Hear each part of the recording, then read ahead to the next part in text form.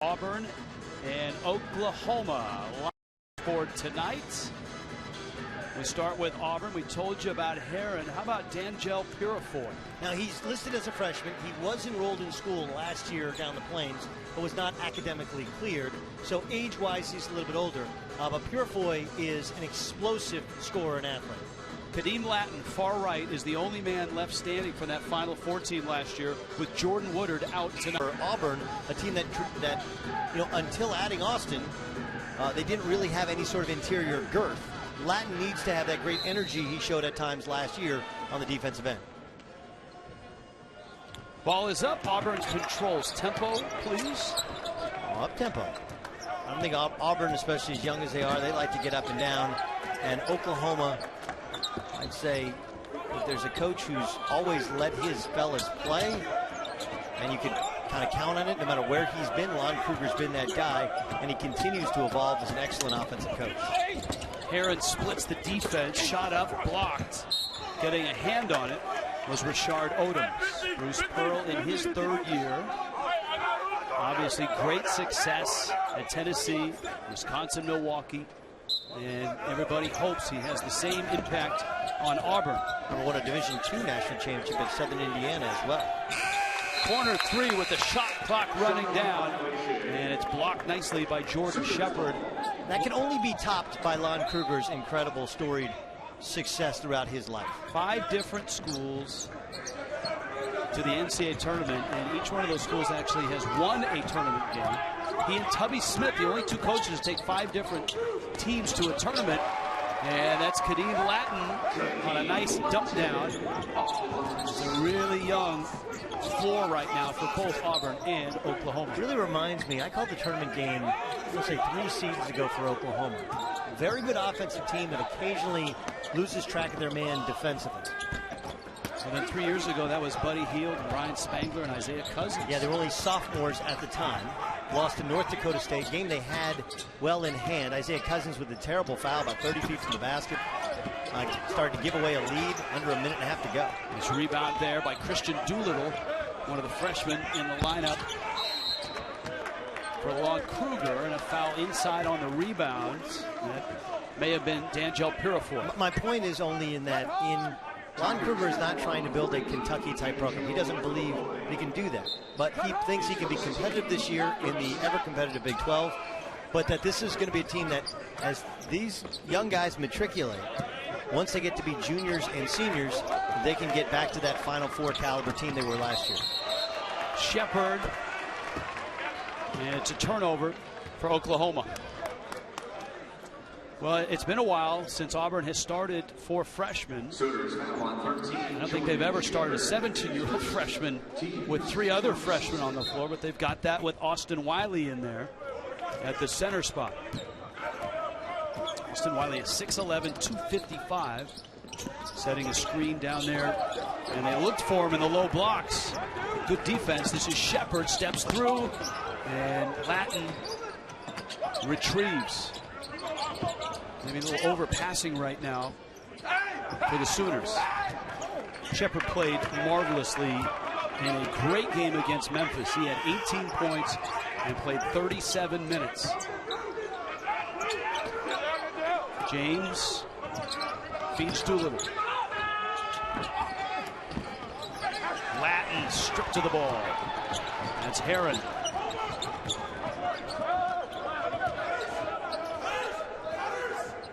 Only TJ Lang, the non-freshman in there.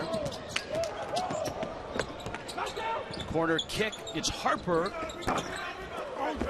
James up for the rebound for Oklahoma.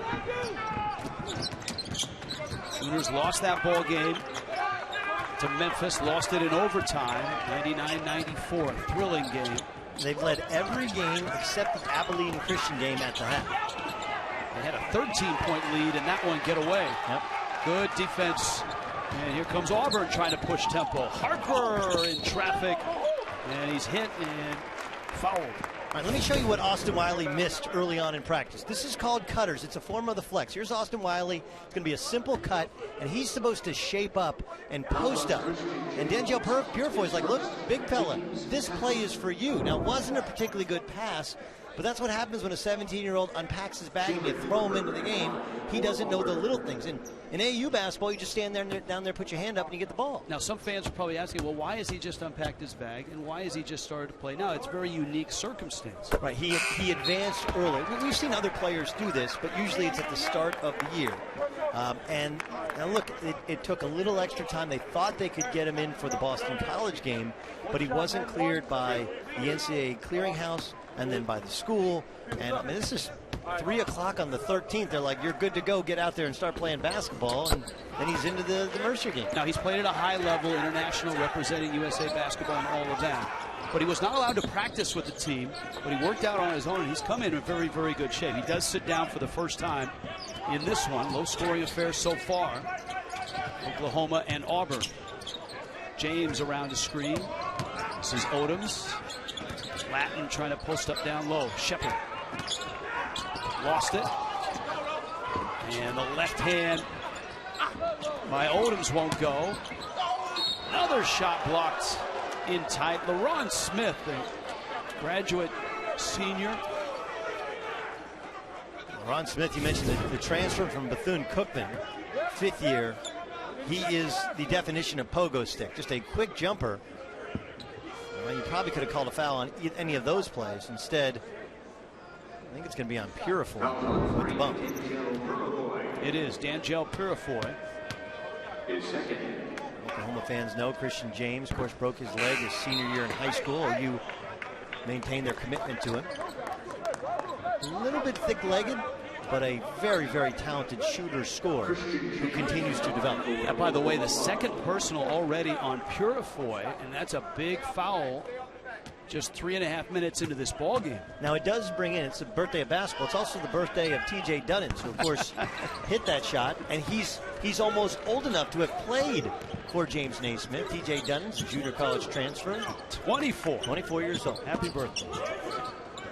And this is Dunans. We showed you the shot he hit against Mercer. He had a good game against Mercer. And a runner, in he comes, and up he goes. Yeah, he has some conditioning issues sometimes, but in transition and going towards the basket, he's a very effective player. 13 points, 5 rebounds, 3 assists against Mercer. Now Oklahoma trying to get it done without their fine guard, Jordan Woodard. If you've just joined us, Woodard pass not playing, and Heron with a catch and travel and a turnover for Auburn. Oh, it's the birthday of basketball. It's the birthday of this guy. Happy birthday to you. And Rich Waltz, I'm Doug Gottlieb. A couple keys to the game. Auburn has to learn to take the best shot. Bruce Pearl does not put a governor on his team, but they can't get caught up and get wild and take unconventional shots. They'll shoot a low percentage. And for Oklahoma, a team that we pointed out has led by double digits in all 4 of their losses in the first half. They have to understand momentum. You don't have Jordan Woodard. You have a new point guard in Shepard. If things go bad, play slower, execute, and don't get caught up into some wild three-point shooting fest where it allows Auburn to press and turn it into kind of an AAU game. Well, the shooting fest, you saw those numbers. Combined 2 of 13 are these two teams. A far cry from our first game tonight. Fairfield and Boston College, both teams shot it well, over 50%. Fairfield took down BC out of the ACC. That man right there had a pivotal role in that game against Memphis, and it's Dante Buford who hit 3 threes off the bench and a steal there. This is Jordan Shepard, freshman out of Asheville, North Carolina. And they think they may have found the point guard that they need. And Oklahoma fans know Jordan Woodard last year moved to the 2-guard position, and they're desperately in need of a point with Isaiah Cousins playing in the D-League in Reno. That's a deep 3 by Harper. He misses it. Jamani McNeese is in for Oklahoma. He played very well against Memphis.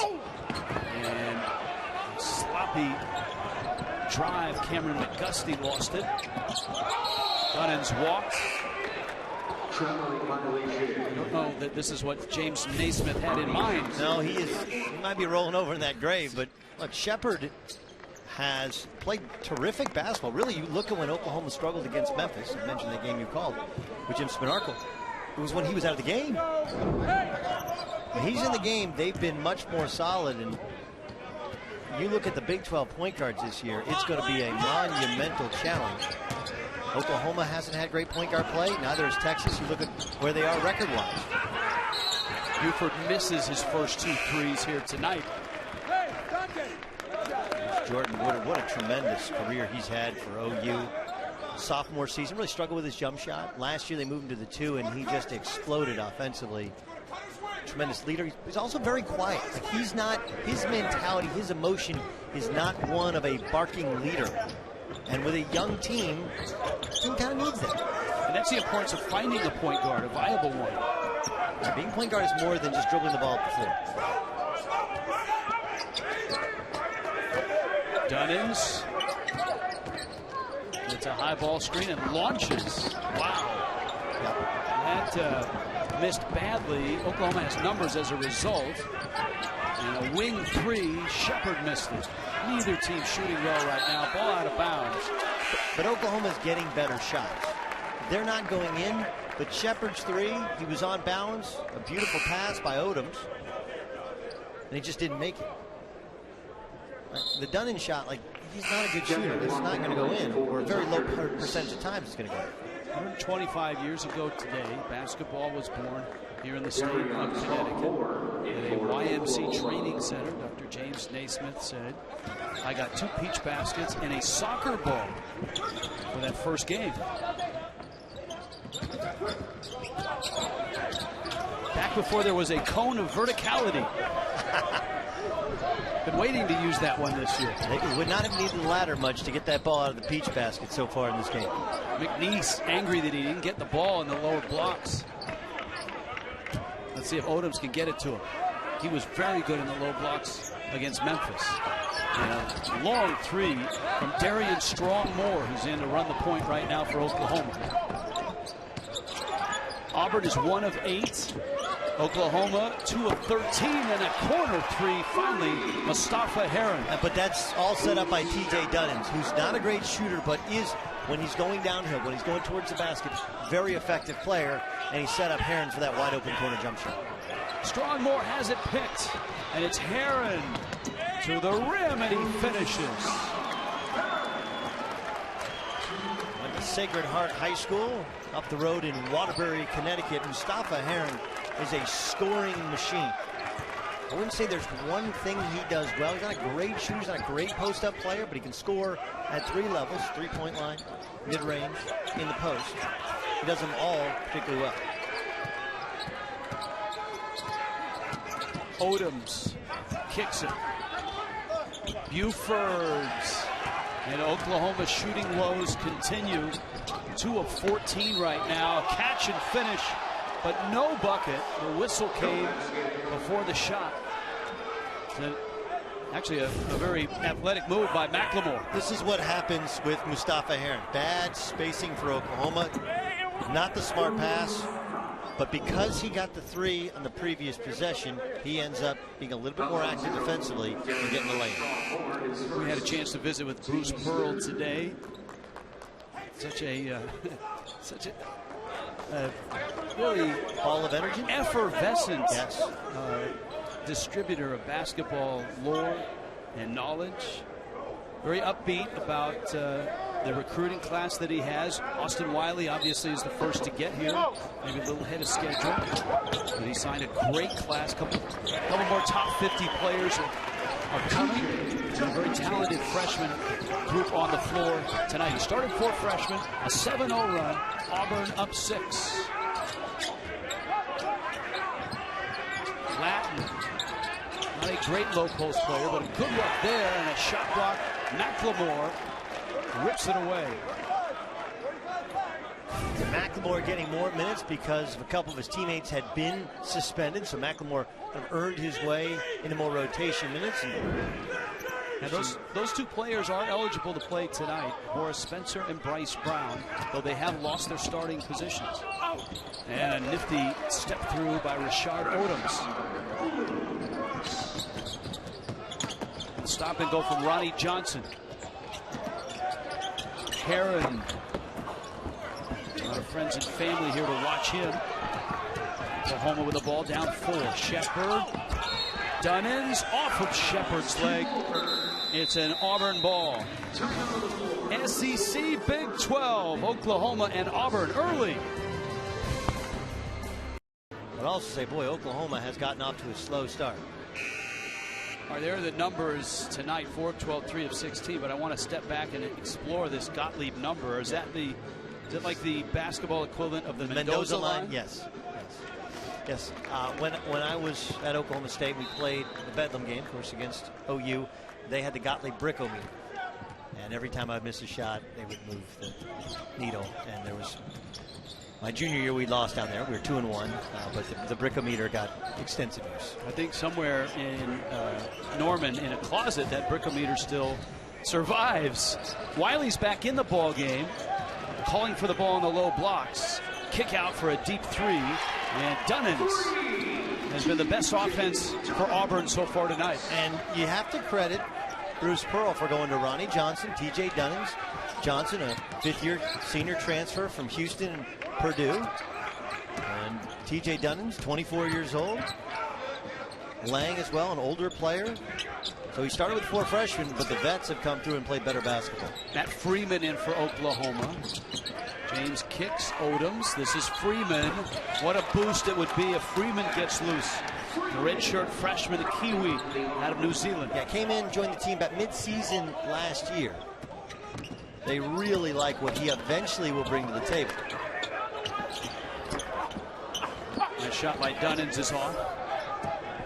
There's a lot of eventuallys out on the floor right now, aren't there? A lot of freshmen. 4. Wow! Look at that. Dunans way up to block it. And on his way down the floor, he finds Lang for 3. How sweet is that? Of course, TJ Lang's dad, Antonio Lang, famously played at Duke and a couple national championship teams. He's more of a shooter than his dad, who was a great shot blocker. Latin, and he misses a jump hook. Auburn with a 7-point lead. Johnson launches. James. That one looked good. It just a little bit short. Oklahoma 1 of 7 from beyond the arc. Auburn is 3 of 11. The senior transfer out of Houston. Johnson is fouled. Well, it starts at the defensive end with TJ Dunans.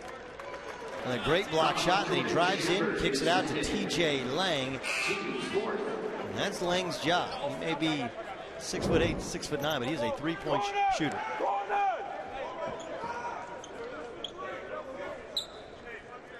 Auburn basketball on the baseline.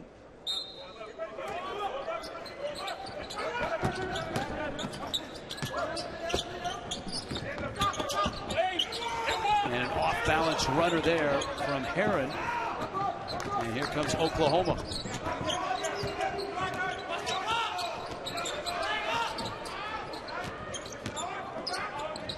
James. And that rims out. 4 of 21 from the field is Oklahoma right now. 9 minutes left, first half. And this is where your Auburn run a little offense, get a good shot, you can extend that lead. Because Oklahoma will make shots. Just playing the percentage eventually. Talk about regressing towards the mean. They'll go the other way. Oklahoma foul, 5th team foul. Auburn has just 2. Oklahoma fouls on 0. That's Darian Strong Moore, junior college transfer. He now is the backup to Jordan Shepard at the point. And an offensive foul in low. LaRon Smith a little too strong with that screen. That's his first personal. And that's the new interpretation of displacement.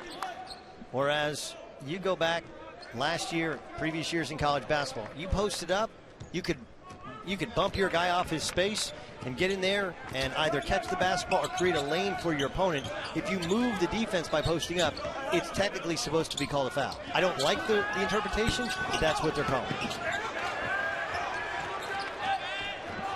Latin missed the shot. Auburn on the move. Great no-look pass in low, but no finish.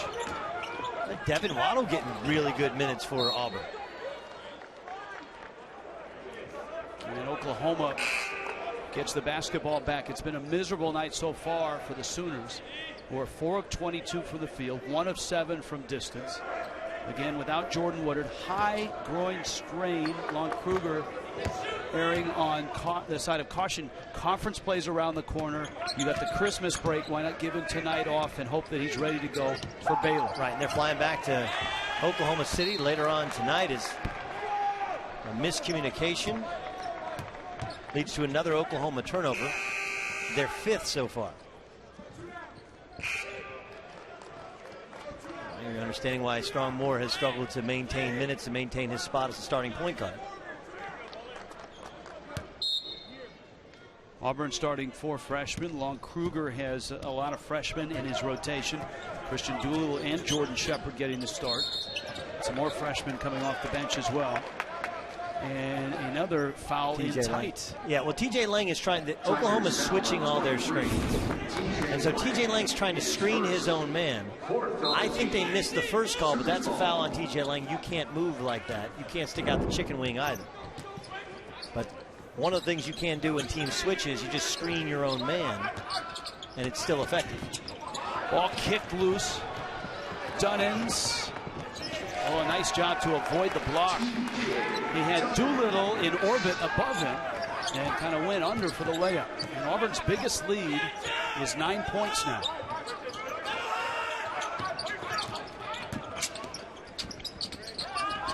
Strong Moore off on the 3.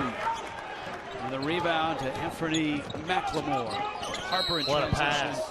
And Heron fouled on the blocks despite the dunk. That was before the shot. Auburn up by 9. Off the court, he started a reading program in his home city of Waterbury, all the while winning 54 straight high school basketball games and winning a state championship for Sacred Heart.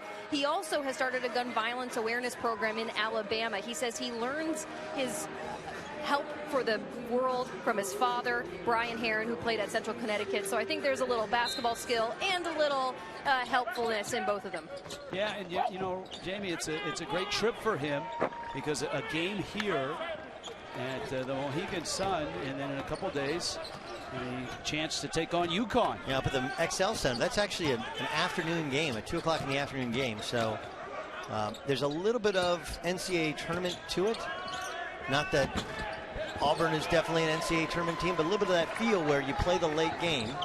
It's 9 o'clock local. We'll be done here around 10:15. And then you play again in a day and a half at 2 o'clock.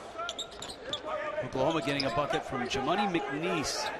And what a great name, right? It would be a nice shot in the arm if he had the type of game he did against Memphis. Because Oklahoma needs somebody to shoot it. And shoot it better than they have been. 5 of 24 is Lon Kruger's ball club. Of course, last year, a Final Four trip.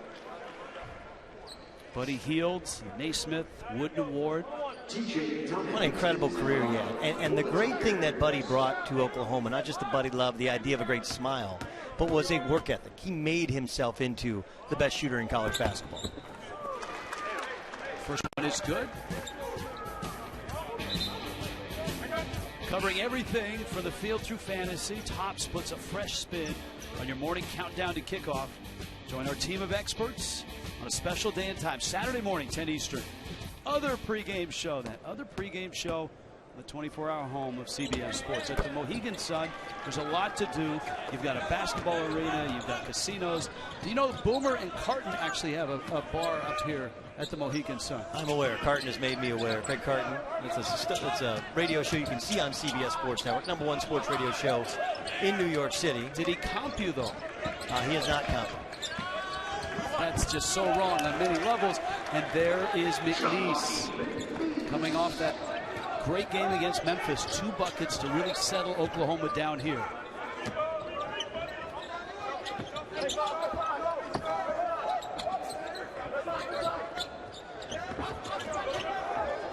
Auburn high-low, and Heron underneath on the look from Austin Wiley. So a 17-year-olds getting it to another freshman. And Auburn stretches the lead to 9.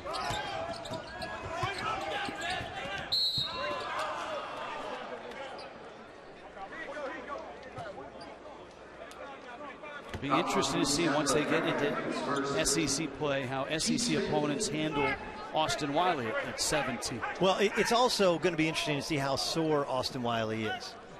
When you haven't practiced in a real practice and then you get thrown into games, I don't care how good a shape you think you are, you're not in game shape. James, and a foul on the floor. Heron was locked up with Christian Doolittle of Oklahoma. We mentioned Mustafa Heron. Really good feel on Auburn's last offensive possession. This isn't automatic within. Look, now you get him posted up, okay? And when you post up, well, on the catch, every team has rules. Austin Wiley a little slow with the pass, but Oklahoma so porous defensively, they're able to get a lane. Fresh shot clock.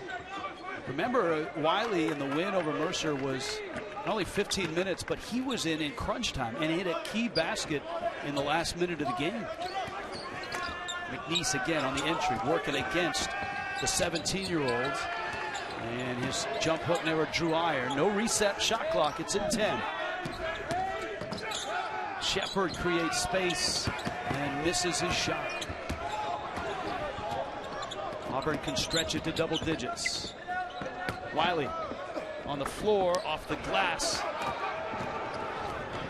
Doolittle triggers it. James to a trailer. McGusty misses. Good active hands, the Oklahoma rebounders. And really good shots that Oklahoma got right there in transition.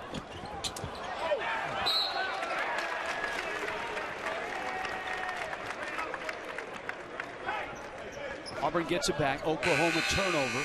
I'm not exactly sure we're doing Dr. James Naismith proud with this game.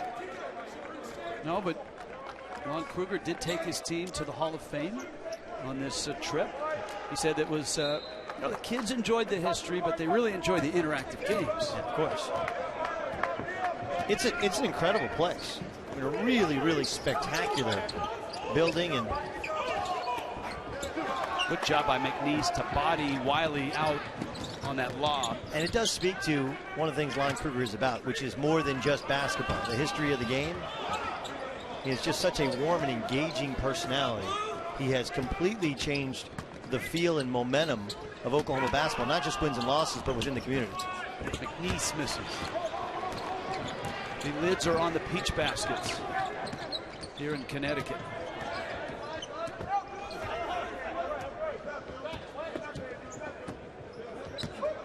Johnson to Wiley, and I believe he was fouled. And he was. Shots aren't falling for Auburn or Oklahoma. All 5 of those schools have an NCAA tournament win under Lon Kruger. And of course now with having to remake his staff, you look to his left, our right, that's his son Kevin, of course, transferred in from Arizona State, played for him at UNLV.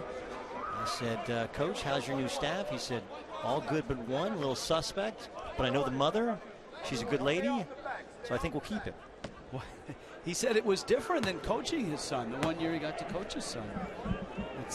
He said there was still a dad in you when you were coaching your son. But now that he's on the staff, he's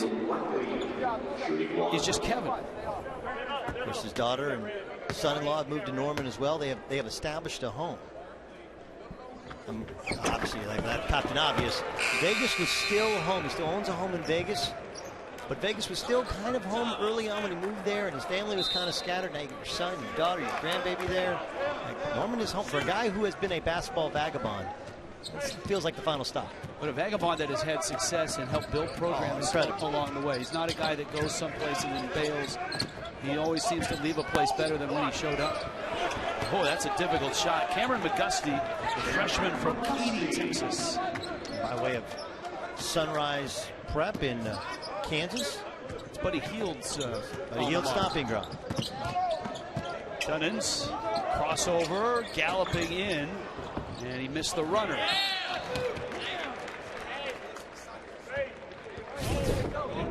Here's McGusty, beautiful spin, layup. He was fouled. That's an and one. McGusty drawing the contact, using that big, strong body. He's got a bright future in Lloyd Noble.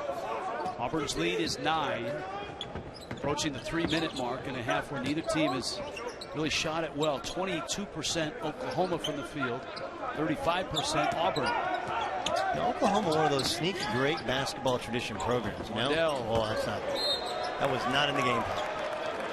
You know what I mean? Like Billy Tubbs takes them to a national championship game in the 80s with Stacey King and Mookie Blaylock and Seger and those guys. And then, of course, Kelvin Sampson, early 2000, takes them to a Final Four. And then Lon Kruger takes them to a Final Four. They have 3 different coaches. Speaks to not just the talent, but the basketball tradition. McNeese denied and fouled. 2 times. Here we go. 2. But they cannot crack the code at all, as Oklahoma is now getting some paint touches. And Waddell is just a step slow. I don't think he was the one who fouled. I think it was LeRon Smith. Maybe he got called for a foul because he fired up that Scud missile on the last jump shot. Jamani McNeese.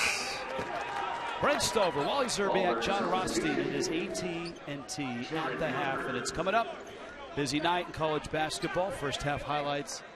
And Wally Zerbiak will solve the shooting issues for both Oklahoma and Auburn in 3 easy steps. And how about Syracuse getting taken behind the woodshed at home by St. John's? Whoa, did not see that one coming. Lang back in. Yes, I'm the guy who did not believe they belonged in the NCAA tournament last year. And I use that line because they lost to St. John's. St. John's was terrible last year. They're slightly better this year. It's not just the loss, it's the way in which they lost. Wow. 2:21 left here. Auburn on top of Oklahoma by 8. And one of the things Syracuse has in front of them is Ron Smith gets a little lob from the inbounds play. Same thing OU's going to have in front of them, which is there are a lot of good wins to be had in the Big 12. But there's just not an off night. You know? Is TCU the worst team? Well, they've lost. Haven't lost this year. Kansas State, I saw them last week. DJ Johnson, 23 years old. He's a man inside. That's a good team. Xavier Sneed, their star freshman. Texas is maybe the worst team in the league. They're 500, but they're still Texas. Like, that's not a walk in the park for OU when you go down to Austin. So, yeah, you can get some top 50 wins, top 25 wins. But you could also get buried a little bit in this league. McNeese with a free throw. And we asked Lon Kruger about that. He said, well, I'm not sure where we are right now. He said, but I do know this. We've had some really good minutes. Yep. And then he paused. He said, and then we've had some stretches with some not so good minutes. Very normal. Look, it's a young team. They're still very much in on a superstar talent from Norman North High School named Trey Young. His dad was a tremendous player I played against at Texas Tech, Rayford Young. And you could see the whole thing change if they can get Trey Young to fill in for Jordan Woodard. Trey's kind of like Jordan, a point guard, but can also play the 2, a Steph Curry type of talent. Them, Kentucky, Kansas. Lang hits a free throw. And, of course, with Auburn, 4 freshmen starting here, including Austin Wiley, who's only going to get better. A couple more top 50 players in that recruiting class will be on campus next year. The future, you can really see Bruce Pearl from the very, very ground up, maybe even the basement, starting to build a program. No question. They've sold out their season tickets. 3 years in a row. 3 years in a row. There's excitement on the Plains. They built the perfect size arena, not even 10,000 seats. So they can have a rowdy home court advantage. It's just hard to win with young players. Odoms, awkward shot. And there's the 17-year-old. Austin Wiley with the rebound. Harper skip pass across. Dunans races around a pick and a great look to Wiley for the dunk. Wow. That's the future. Odoms with the left hand.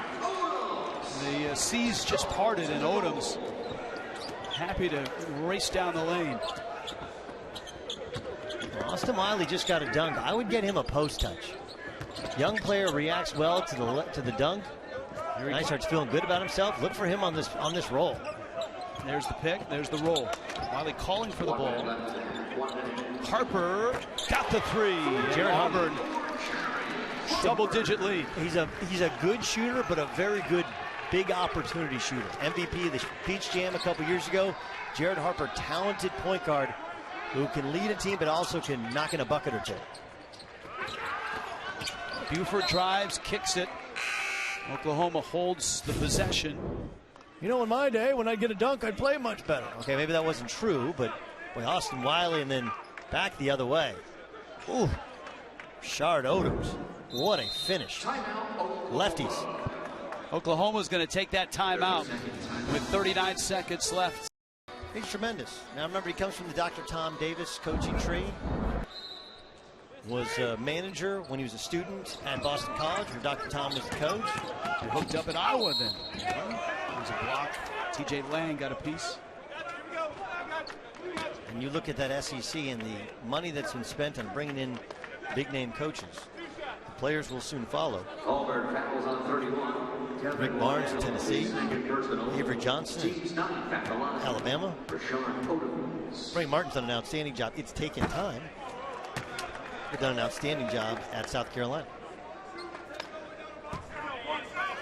We asked Bruce Pearl what are the similarities in taking over Tennessee and taking over at Auburn. He felt that the cupboard at Tennessee wasn't quite as bare when he got there, that there was talent there, and obviously he took that talent to 6 NCAA tournaments in 6 years.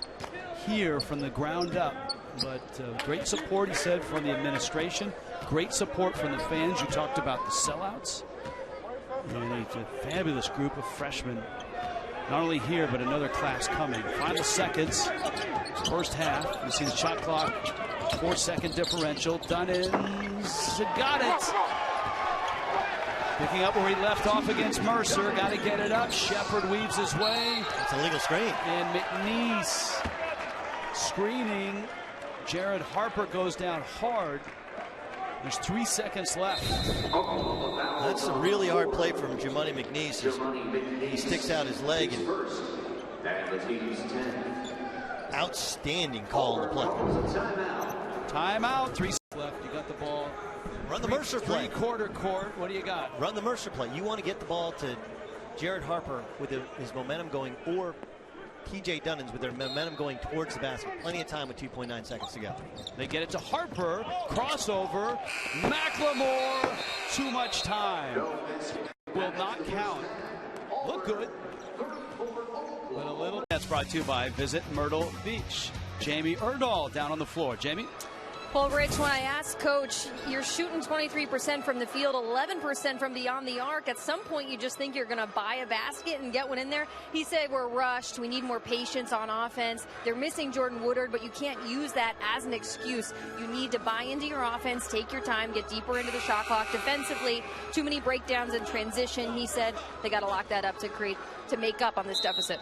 All right, thank you, Jamie. And if you're just happening by this ball game, that's the main storyline going into the game. Jordan Woodard, the fine guard for Oklahoma, out with a high groin strain. They're hopeful he is back at the start of Big 12 play against Baylor in a little over a week's time. Kadeem Lattin's pass is stolen. Jared Harper up the floor. Meanwhile, Auburn played inspired ball, and there's that 17-year-old again, Austin Wiley. Well, there's Kadeem Lattin, who you mentioned, one of the few holdovers from last year who legitimately played. He's a good open jump shooter. He has a 15-foot jump shot he does not take. Ooh. Well, he didn't miss that. That was from close in, and there was a whistle before the dunk. And Austin Wiley trailing as Kadeem Lattin goes for the block shot, and it just kind of gets caught underneath. See, Wiley, you cannot teach size. Boy, if you're Bruce Pearl, D'Angelo Purifoy did not play a lot in the first half because he got 2 fouls. He picks up his 3rd in the first minute of the second half. Herod in transition, fouled there by James. Now, I'm not a big sit a guy with 2 sort of guy, right? My coach in college didn't sit guys with 2. Sometimes he went 3 in the first half. I saw guys play with 4 in the first half because he'd say, you get 5, don't you? But if D'Angelo Purifoy can't be trusted to play like 1 possession without accumulating a foul, I think Bruce Pearl is saying, like, look, here's a young guy. He's a little bit lost defensively. And if I leave him out there, he's just going to keep fouling. Well, the good news for Pearl is without Purifoy in the first half, his ball club was able to build a sizable lead. This kid's a tremendous player. Played with the New York Wrens AAU team. Told you a little bit of his story growing up in hard scrabble area, Connecticut. Connecticut suburbs are fantastic. Cities, not so much. Grew up in Waterbury.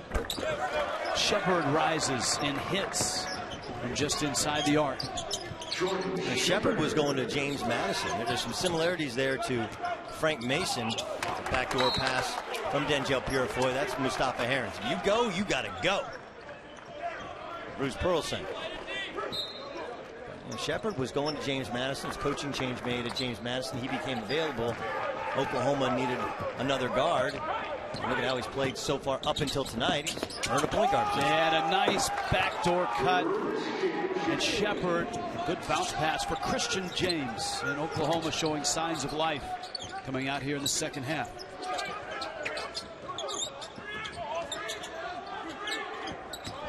Heron rises and hits. Mustafa Heron now with 10 in the ball game. James getting the start in place of Woodard. And a good three-point shooter. One of the top percentages in the game and the top percentage in the Big 12.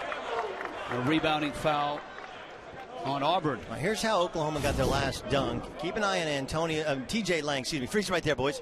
You see TJ Lang, look, all you man. Where is he looking? He does not see his man who's cutting back door. And a beautiful low angle bounce pass from Shepard. Don't get caught ball watching. He got caught ball watching, and Bruce Pearl was thinking about taking him out of the game. That foul was on Oklahoma. And so Auburn with the possession, 2 minutes in. Auburn's lead is 13. Best win so far for Bruce Pearl this year. Texas Tech, 2-point win there. And then beating UAB down in Cancun by 4. Heron rises.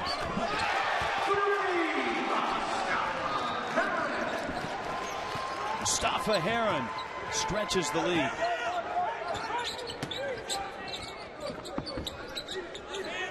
That UAB win was at UAB. Although they enjoyed Cancun. Yeah, I actually called the Cancun tournament. Need to put that on the ask list for next year. Purdue beat them, but they were very competitive in that Purdue game for a period of time before Purdue just started hitting jumper after jumper. Wiley put it on the floor and then lost it to Latin. Shepard, another back cut. Odoms, another layup. And a bucket for Oklahoma. Again, it's kind of same story where Mustafa Heron caught watching the basketball and not paying attention to his man, and Odom smartly back cuts him and ends up getting the and one. Now, Odom's an interesting story. He grew up with his mom, Donna Stewart. Of course, went over to Iraq when he was just 6 years old. He went to live with his grandparents and his brother, who's a talented basketball player as well. Moved back to Texas when she got back from Iraq, and the reason she sent him to Oklahoma was purely the trust in Lon Kruger. Now, Lon Kruger wasn't talking about ball or team, it was about personal growth, improvement. He established a great rapport with Donna Stewart. Odom's one of the really young Sooners, just a sophomore. Christian James getting the start. He's a sophomore. You've got Doolittle and Shepard, both freshmen. Latin, the upperclassman, the junior, and his shot blocked. See, Kadeem Latin, he looks at Austin Wiley and he says, I can beat this guy laterally. But that's not really his game. He's a catch and shoot big guy. So sweep and go and try and dunk it or get the ball on its way. But this trying to go shake and bake one-on-one, like that's not his game. You try to post move against him, that's not his game. Do what you do. I have a feeling there's going to be a few bigs in the SEC that are going to find that out going against Wiley, who just checked out of the ball game. Not a good pass there by Dunans, and it was stolen. I think Shepard got the steal, but he's being called for the foul. It's third personal. Shepard's not happy. Neither is Lon Kruger. I don't know how that's a foul in Oklahoma. That's a steal. You know what happens when you assume, right? Yeah, it's something. You make a bad call. What were you thinking? Well, I'm glad you said that. Oh, okay. From the corner, D'Angelo Purifoy, 39% from distance this year. He averages 16.5. Has not played a lot in this one. Foul trouble. Shepard misses. Rising for the rebound. Odoms flushes Oklahoma. Much needed bucket. Powerful 6'6" hybrid player. And you see how good he is both driving to the basket and they're finishing around the rim. Dunans bumped as he drove to the baseline. Remember what I told you, when somebody switches, you have a couple options. One is to screen your own man. Take an eye at what Auburn does in this simple out-of-bounds play. They're going to throw it in, fellas, and there's a down screen. And so Harper just screens his own man because Oklahoma wanted to switch. A smart screen, the right pass, the most basic inbounds play that there ever is. You pass it, and then you can go to your right. You go to either corner, and you're going to get a single-double. Double screen on one side, single on the other. But Auburn and Jared Harper, the freshman, smartly screened his own man. Single-double. Single-double. Single on one side, double on the other. Purifoy is the jumper. Here comes Oklahoma on the move. And Odoms with the left missed it.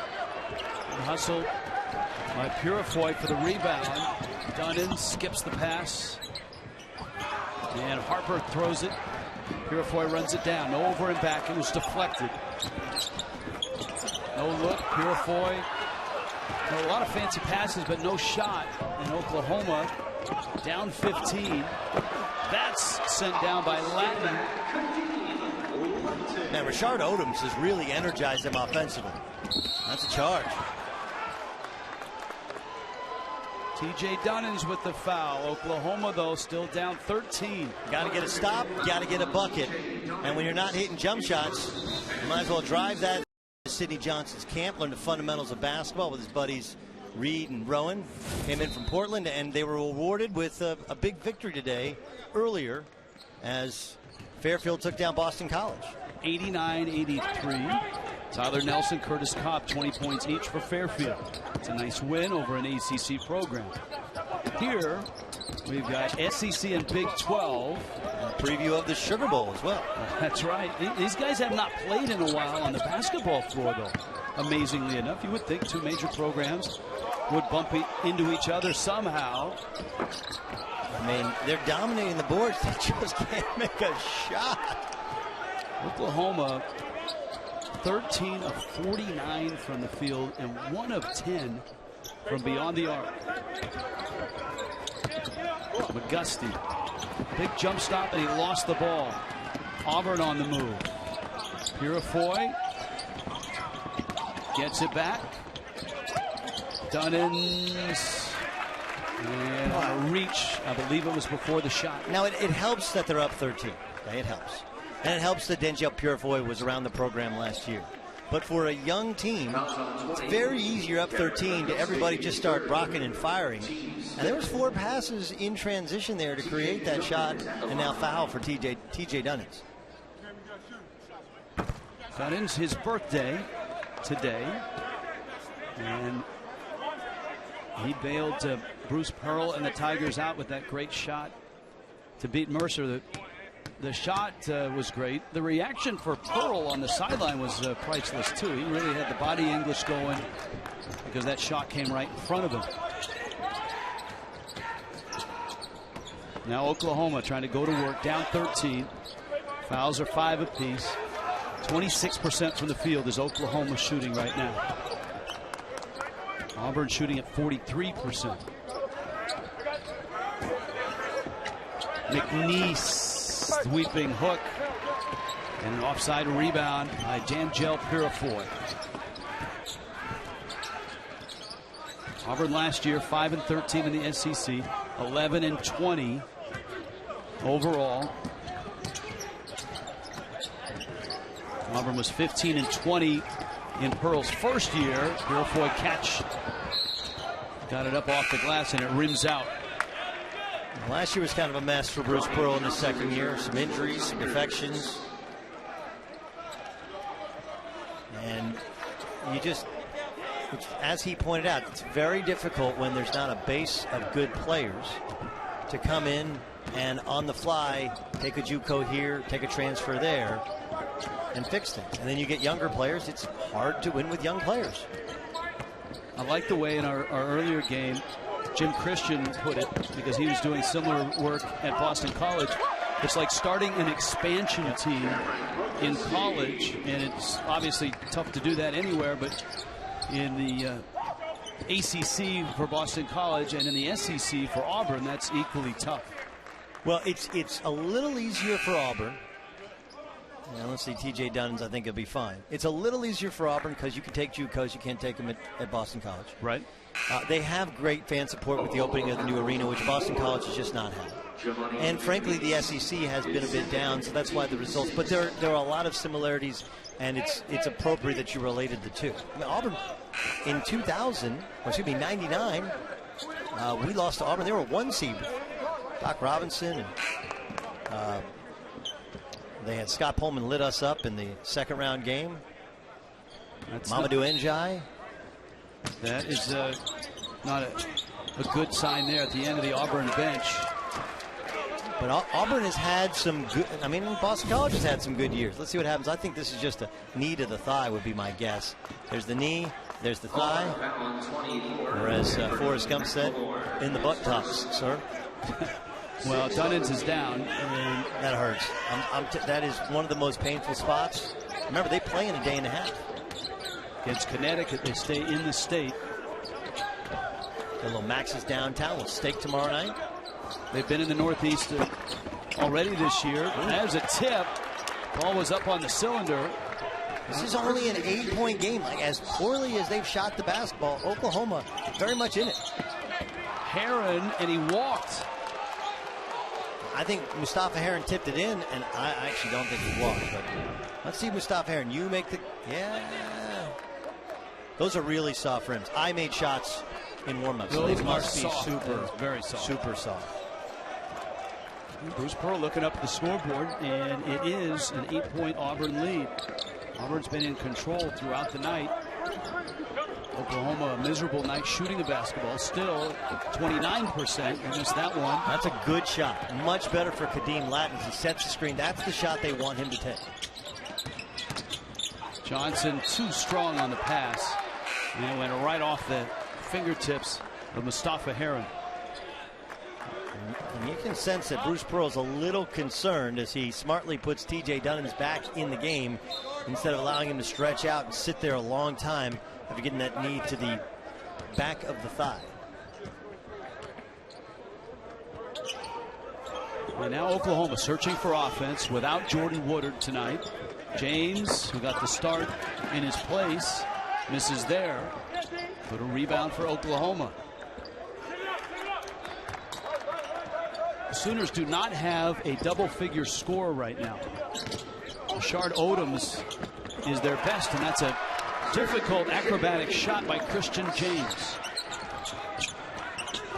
James had 15 in the overtime loss against Memphis.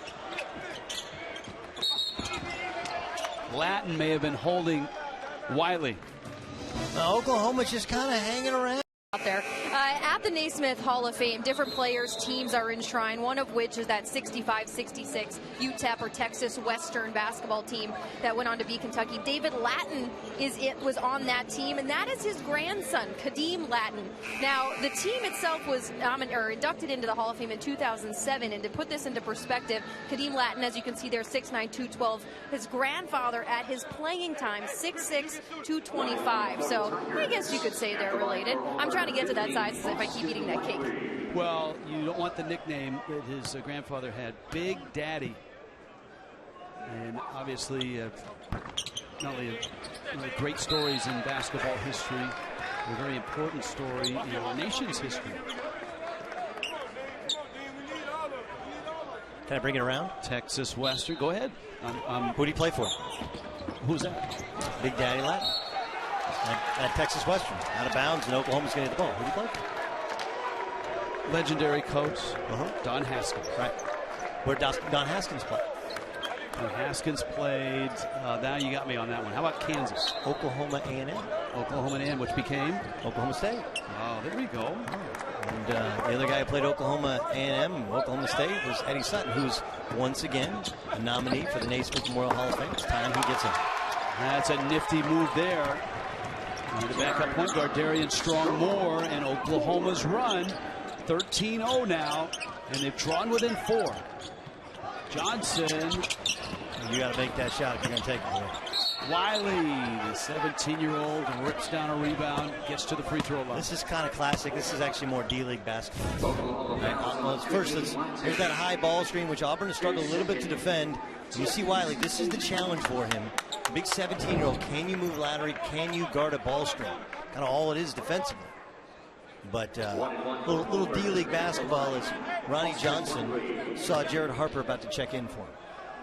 And now it's more of a professional basketball kind of courtesy where you see a guy checking in for you, you get one last shot before that buzzer sounds. That was a bad shot, bad timing, 4-point game for Ronnie Johnson.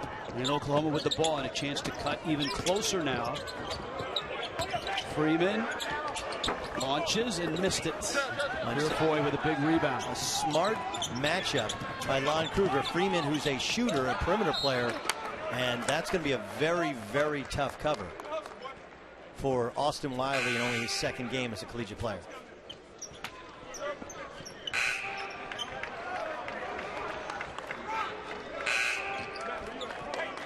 TJ Lang out of the ball game for Auburn. LaRon Smith is in, and Austin Wiley will sit down. If you've just joined us, so has Wiley. He was on campus just a few days ago. This is game number 2 for him in his first game after a couple days of practice. 15 minutes against Mercer. And he's played in spots tonight and played pretty well. That's a smart play from Jared Harper.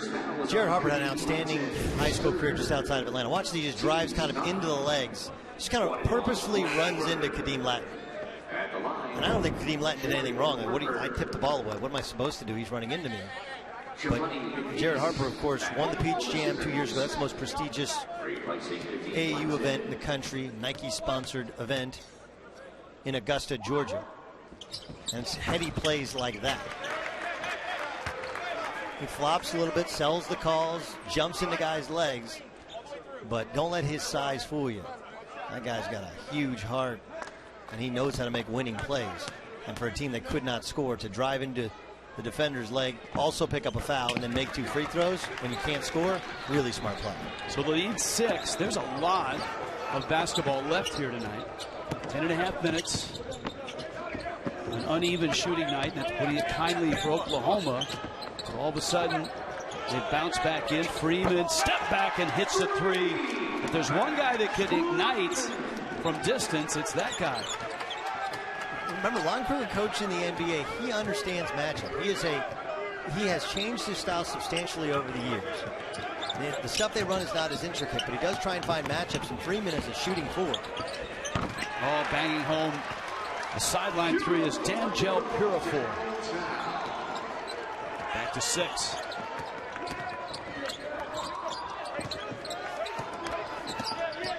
Gusty with contact but no whistle. And here comes Auburn. Purifoy triggers the break. Dunans missed.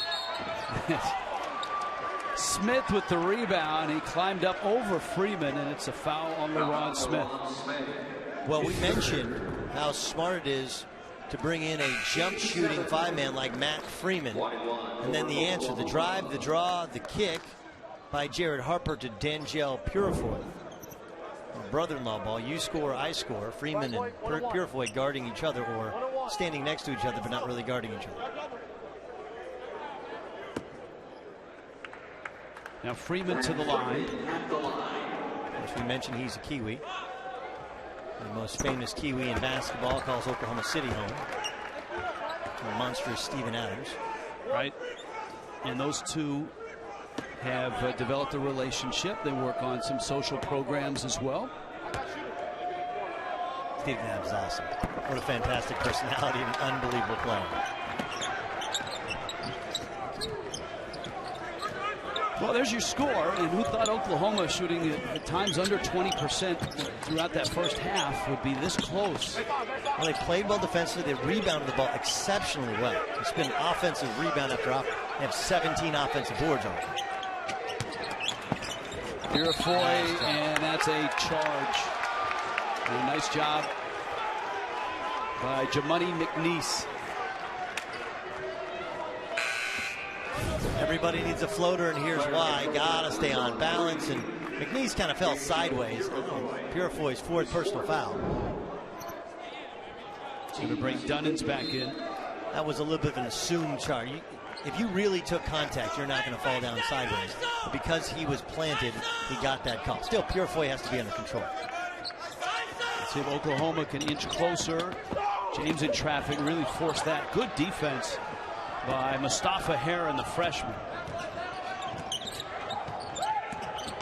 Harper, oh, that's a sweet shot off the glass at a severe angle. Harper's terrific. He's a terrific young player. McGusty.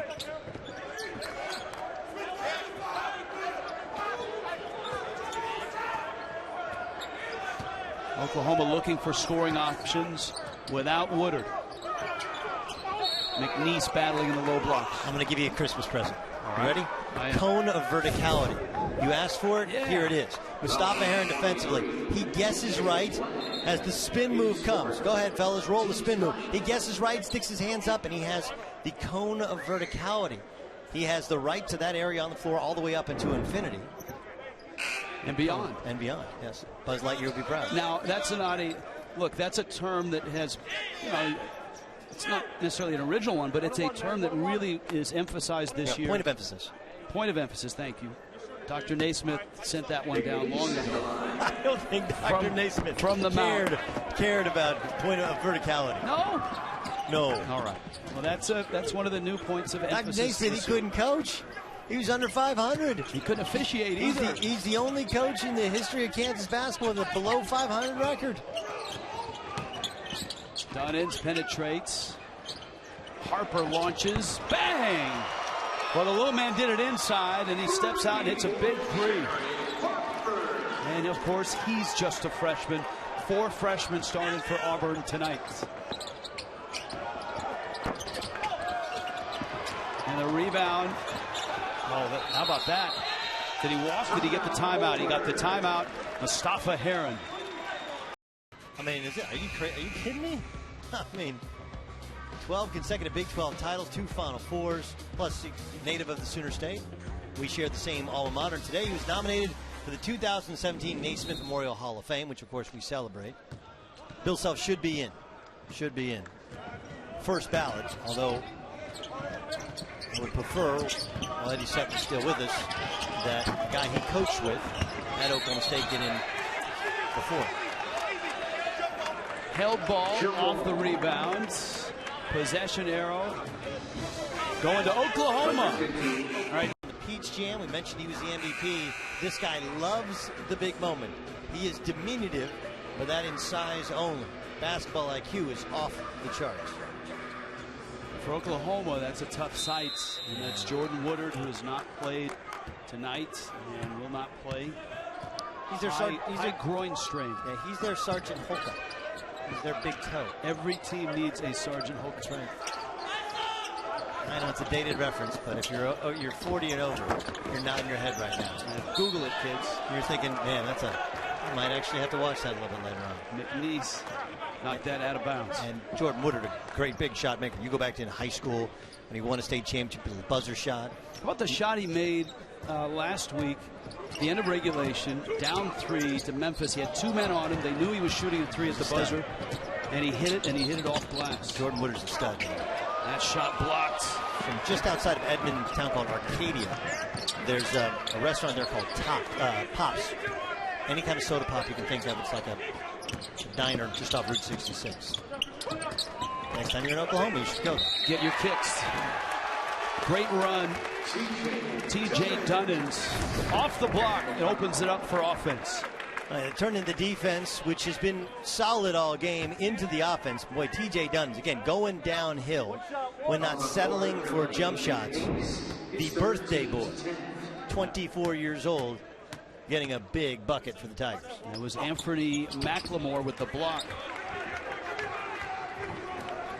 Every time Oklahoma makes a run, an answer from Auburn. And the answer now, a 12-point lead. Under 7 minutes left. Good backdoor look from Freeman. And Odoms is having a nice game tonight. He's got 11 points. Running their offense through Freeman is really smart because it stretches out that Auburn defense. Dunans in high gear right now. McNeese is fouled on the reach. That's growth and maturity from Freeman. TJ Dunans was the #1 junior college player in the country coming in. He is long, rangy, and he's coming at you. And Freeman knows he's not going to shoot long jump shots, so he gave him some space, but contained him enough. That was excellent defense by Freeman. Yeah, there's going to be a lot of moments. You saw that last exchange between McLemore, the freshman, and Bruce Pearl. First there was that intensity of Pearl, and then you saw almost the look on Pearl's face like, oh yeah, I'm talking to another freshman. Let's make it a teaching moment. There's a pat on the back and go get him after that. You know, what's interesting about Bruce Pearl, as we mentioned, he has two previous starters who are suspended. Right? Bryce Brown was suspended. He back reinstated with the team. And Horace Spencer as well started games this year, back with the team, but he has not played them this evening. And it's one of those things where when players get suspended, fans say, well, you only get suspended for a game. What's it do? And Bruce Pearl's take is like a lot of coaches. The train's leaving the station, and just because you can catch up to the train at the next station doesn't mean you're free and clear of punishment. As he put it, he said those guys were suspended. They served their suspension, but they've lost their spots now. They have to earn those spots back. Odoms. And Wiley may have gotten a piece of him. Well, Purifoy's trying to play without fouling. And as an inexperienced player, watch Purifoy. He's just trying to kind of stay out of the way. He's not much of a defender anyway. I love that Austin Wiley sticks his hand straight up like he didn't do anything when he clearly fouled him. And we got replay, Austin. Here's Odoms.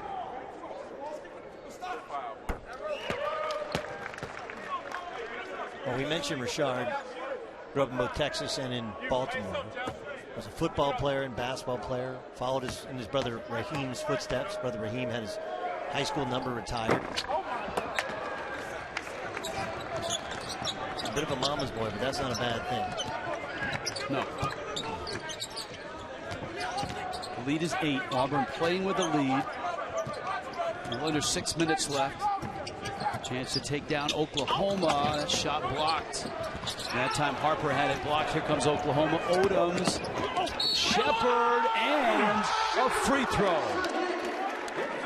And Oklahoma gets a little bit closer.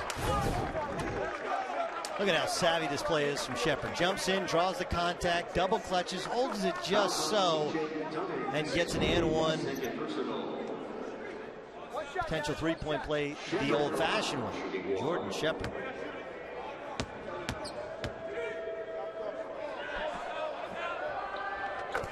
Big sequence.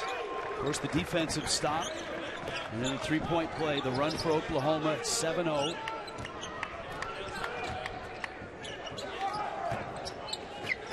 Breaking the pressure. Dunans flying to the lane. It's a little awkward, but trust me, that's his game. And then he gets a little steal. Deflection. Lon Kruger cannot get the toughness inside that he wants from any of his centers. It's interesting on how, due to foul trouble and other issues, he's gone away from Kadeem Latin. You had Freeman in there, more of a perimeter guy. Jamani McNeese is in. He'll set the screen. Slipping through it is Odoms, and a cross-court pass. Heron with the steal. That's carry. And he carried it as he came into front court. You see Bruce Pearl's reaction. The ball. Listen, the rule is the ball has to stop. Let's see. It's still spinning. Yeah, it stops. It's good play. I mean, I don't think there was advantage gained. He probably carried it again after the whistle. It's not that the ball, your hand can't be under the ball. It's if the ball comes to a stop.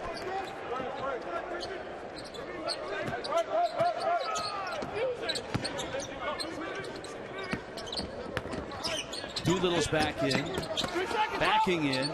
Got Wiley in the air, and will get free throws out of it. Well, that time I think Wiley actually has a beat. I think he had his cone of verticality. You see, let's see if he's got his cone on. Now he jumped for it. But it was pretty good, pretty close to cone of verticality. He's like, look, this is my second game. I don't know about this cone of verticality thing. Am I going to learn that in class? Is that a 100 or a 200 level class? Now this is not the cult of personality, but the cone of verticality. Look at Bruce Pearl going back with the exception of T.J. Dunans. He's going back with his 4 freshmen. Purefoy's back in. Heron. Harper's in there. Heron's taking off. He doesn't know Jared Harper's pressing. One-man press break, Jared Harper. Well, and he calls a timeout smartly. He got to half court. It wasn't a double team. It turned into a triple team. Now, Oklahoma's hanging around. Only where the game never ends. 60-55. Auburn on top. 4:30 left. Rich Waltz, Doug Gottlieb, Jamie Erdahl here at the Mohegan Sun Birthday of Basketball Classic. Fairfield took down Boston College in the first game. Auburn has played with the lead, although that lead has shrunk down to 5. T.J. Dunans around and up, and was it touched? Did Wiley touch it? Well, look, if he touched it, it's goaltending. I just didn't see if he touched it. They called basket interference. Here's a look. I don't think he touched it. I don't think he touched it. Don't think he touched it. No. He did touch the rim. If he touched the rim, then it is goaltending. He did touch the rim. The net, I think the rim with the ball's on it, it's goaltending. That obviously could have gone either way. Doolittle. There's a ball don't lie. Short on the jumper. Very interesting what Lon Kruger is doing. Not playing Kadeem Latin. Latin trying to do too much. This is what happens. You lose Isaiah Cousins and Buddy Hield and Jordan Woodard not playing. He tries to take over offensively, but I still think you need his shot blocking and leadership. Oklahoma wants a double dribble, and one of the officials from the near corner calls it. Auburn incensed.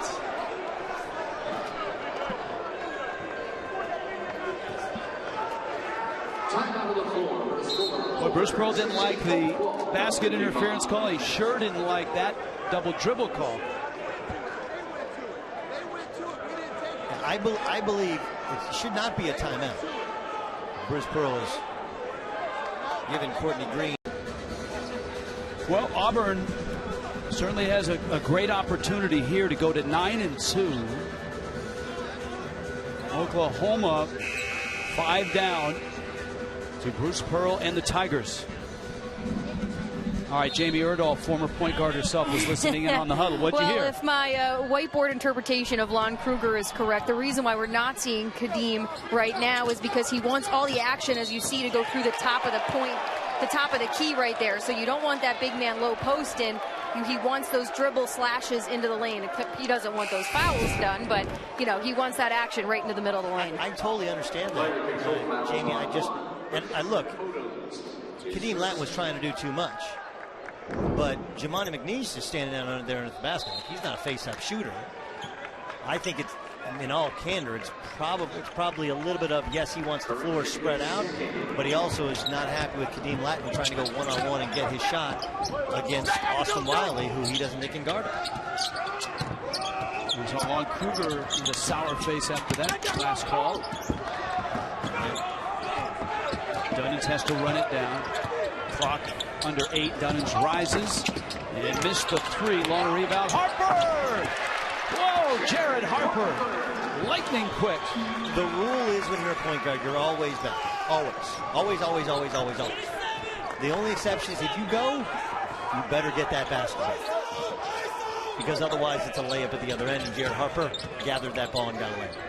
Got the basketball, stretches the lead to 7. Doolittle around the defense and then missed the layup. Heron slices, contact, and a block. McNeese and Mustafa Heron's going to the free throw line for Auburn. Guys, right here, too.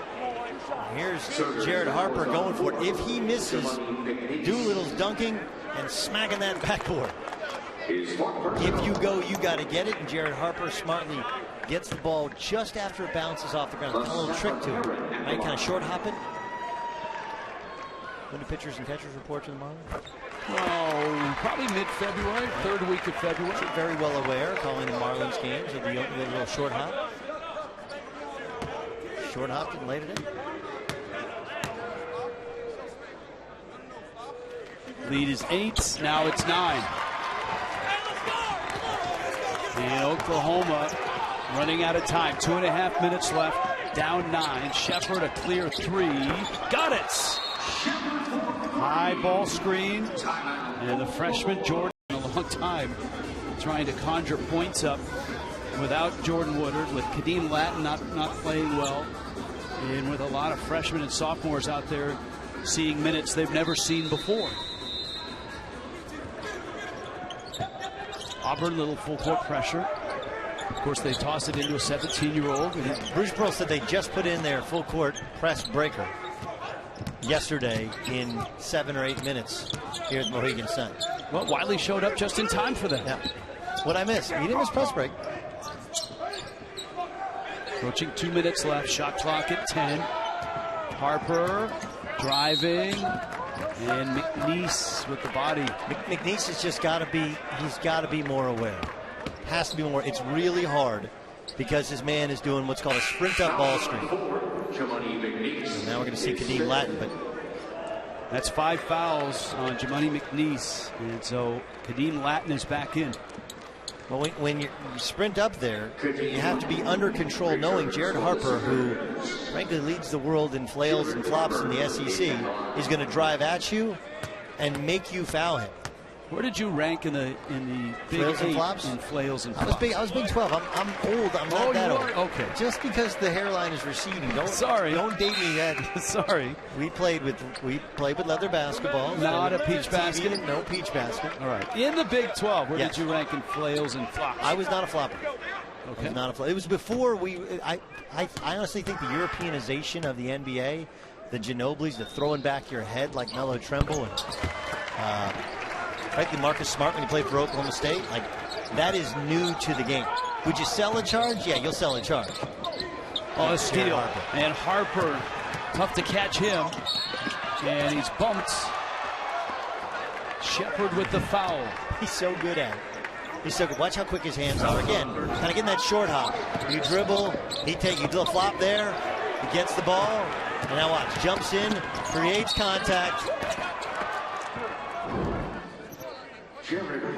Jordan Shepard, what can I do? Very, very difficult to defend somebody as smart as Jared Harper.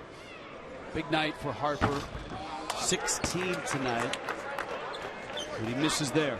Now, you mentioned the Texas Tech win. He missed a bunch of free throws down the stretch. He's, reputation-wise, very good free throw shooter. It has not played out as such thus far in his freshman year. Just 60% coming into the ball game. It's 1 of 2. The lead is 9.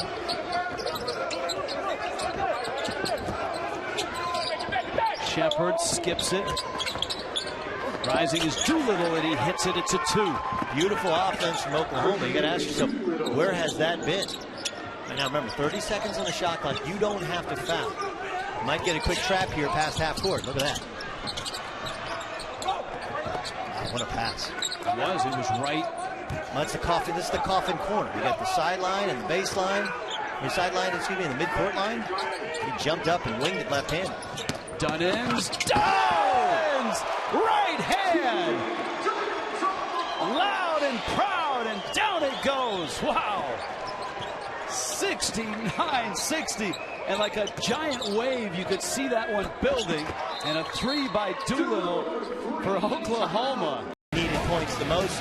He's made the defensive plays. He's led the team. He's just a freshman. The freshie has taken over and played an outstanding second half. I'm Doug Gottlieb, and I approve of that voting. Young and talented is this Auburn team, and they're really showing it. Dunans, one of the older Tigers. Of course, he's the senior, but not in the starting lineup. But Harper, a freshman. Mustafa Heron, a freshman. Angel Purifoy, a freshman. Of course, Austin Wiley, really a freshman at 17. Those are the 4 freshmen that started and have played an awful lot tonight for Bruce Pearl.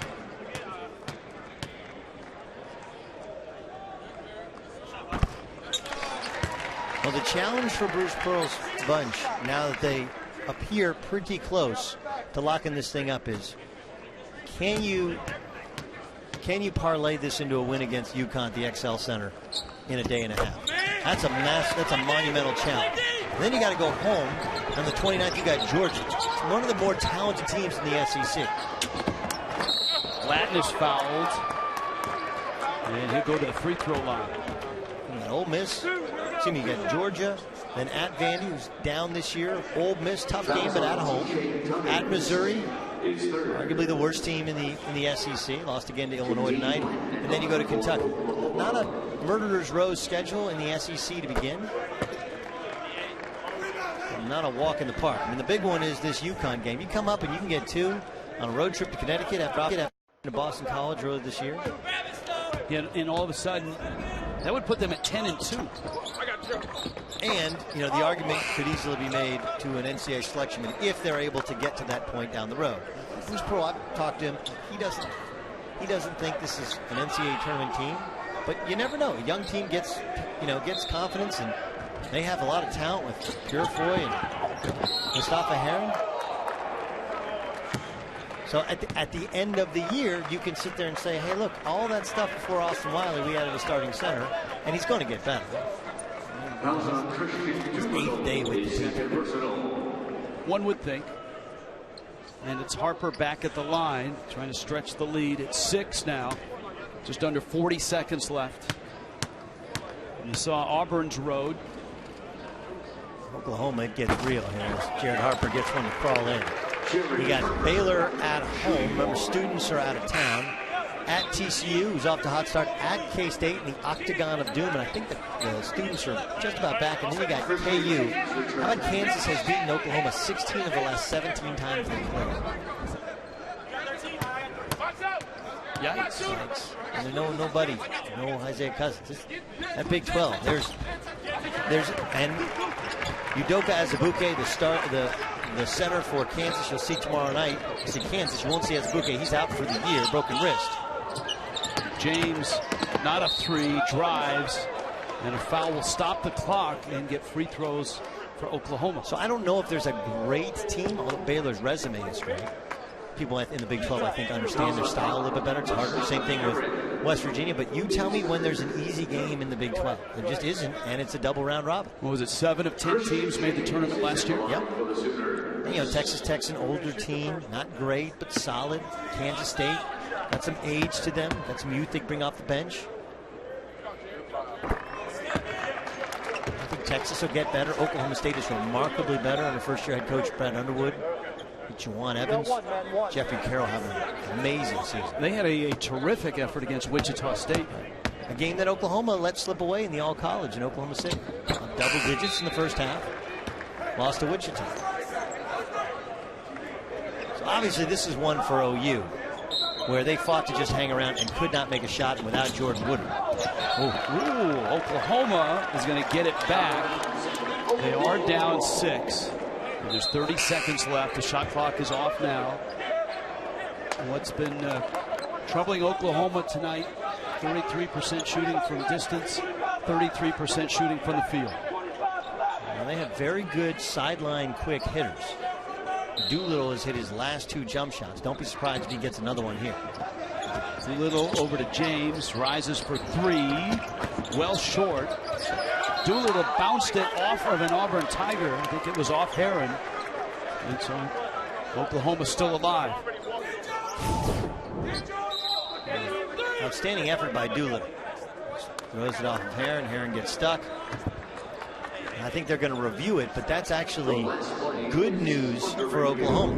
You got 2 timeouts. You want to review it? Fine. Now we're going to put in our out of bounds. Now, for Bruce Pearl, one of the things they do, which is unique, is what's called big on the ball. I think this one's a pretty easy review, right? We both agree this is Oklahoma ball. He's not out, and he is out. Yeah, so that's a pretty easy call. Anyway, Bruce Pearl, one of the things they haven't been able to do with Austin Wiley, and they'll probably not have him in the game, is put a big man on the ball and then trap the initial inbounds pass. That's something that Bruce Pearl has taken from Dr. Tom Davis, and something you don't see often. We'll see if Oklahoma can just get the ball in bounds, let alone score on inbounds. Let's see how they do it. Shepard will trigger it in for Oklahoma. Odoms, Latin, Doolittle, and James also on the floor for the Sooners. Best 3-point shooter of the bunch by percentage is Christian James. And tonight he's 1 of 4 from beyond the arc.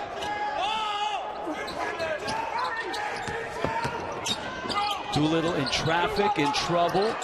James a 3, rims out, Latin tips, saved by Dunn, and Auburn is headed back to the free throw line with 10 seconds left and a 6-point lead. And as Doug pointed out, we'll see Kansas tomorrow here on CBS Sports Network. Number 3 Kansas at the Thomas and Mack to take on UNLV at 9.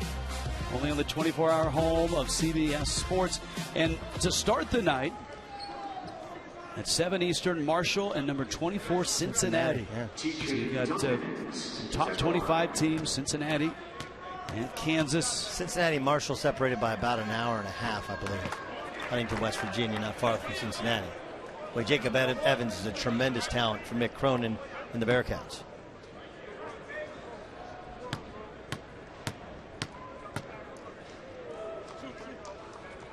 Dunans' dunk certainly will be on the highlight reel of this one tonight as Auburn comes to Connecticut for 2 games. The first against Oklahoma. It's a foul on Harper with 4 seconds left. And he'll get 3 free throws. Of all the guys that cannot complain about a call going against them when somebody jumps into them, Jared Harper's kind of first in line. Hey, I kind of used my move. Auburn here for 2 games.